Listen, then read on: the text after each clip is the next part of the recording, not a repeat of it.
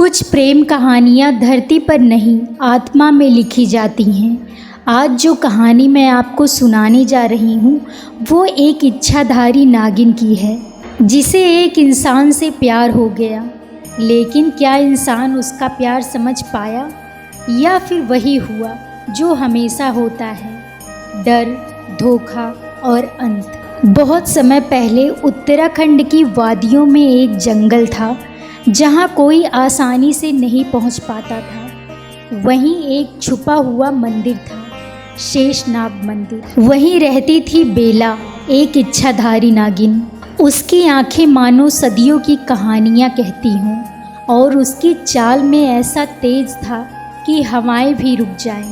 पर वो जितनी खूबसूरत और शक्तिशाली थी, उतनी ही अकेली भी। एक दिन उसी मंदिर में आया आरव, एक युवक जो पुरातन कथाओं पर रिसर्च कर रहा था। वो बहुत ही हिम्मती था, मगर मासूम भी था। जब पहली बार बेला ने उसे देखा तो उसके दिल की धड़कनें तेज हो गई। वो इंसान था, मगर उसकी आंखों में मोह नहीं था, मासूमियत थी।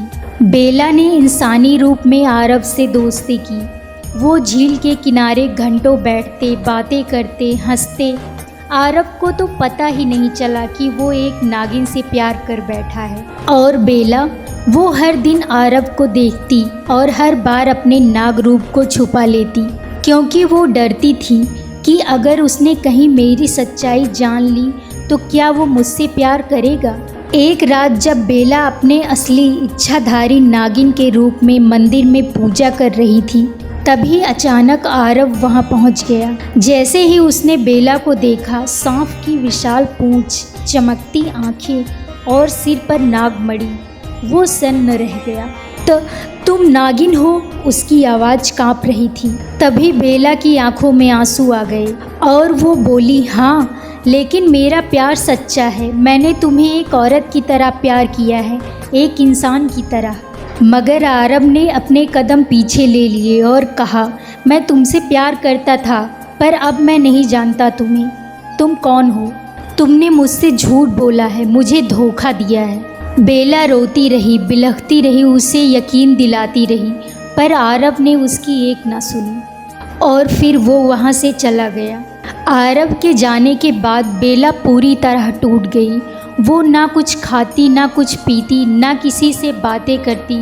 वो नदी के किनारे हमेशा बैठकर रोती रहती। धीरे धीरे उसका दर्द उसकी शक्तियों को जहर में बदल रहा था। अब वो पहले जैसे शांत नहीं रहती थी, उसकी शक्तियाँ असंतुलित हो रही थी। जंगल के पेड़ सूखने लगे, झील का पानी काला पड़ने लगा, क्योंकि एक इच्छाधारी नागिन का दिल टूटा था। और वो सिर्फ भावनाओं से नहीं, प्रकृति से भी जुड़ी होती हैं। सालों बाद आरव दोबारा लौटा। अब वो बूढ़ा हो चुका था। उसे अब एहसास हुआ कि वो क्या खो चुका है।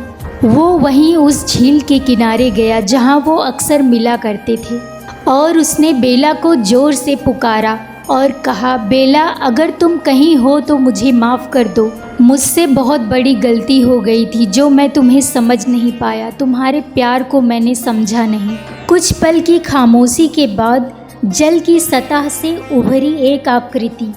वो वही थी, बेला, पर अब उसकी आंखें थकी हुई थीं। उसने जब आरव को सामने देखा तो कहा, माफ़ तो मैंने बहुत पहले ही कर दिया था तुम्हें, लेकिन अब मैं इंसानों पर विश्वास नहीं कर सकती। आरव की आंखों में आंसू थे और उसने कहा, अगर मुमकिन हो तो मुझे फिर से वो प्यार दे दो। बेला ये सुनते ही कुछ पल चुप रही और फिर धीरे से बोली, प्यार था, है और हमेशा रहेगा, लेकिन अब ये प्रेम आत्मा में रहेगा, देह में नहीं।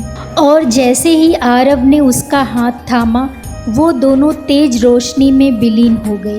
कहते हैं आज भी उस जंगल में एक झील है, जहाँ रात को दो आत्माएं दिखाई देती हैं, एक इंसान की और एक नागिन की। क्योंकि कुछ कहानियाँ कभी ख़त्म नहीं होती, वो बस दूसरे रूप में अमर हो जाती हैं। क्या आपको लगता है बेला को आरव को माफ़ कर देना चाहिए था? क्या एक नागिन और इंसान का प्यार कभी सच्चा हो सकता है? कमेंट में ज़रूर बताइए और ऐसी ही दिल छूने वाली कहानियों के लिए लाइक सब्सक्राइब करना ना भूलें।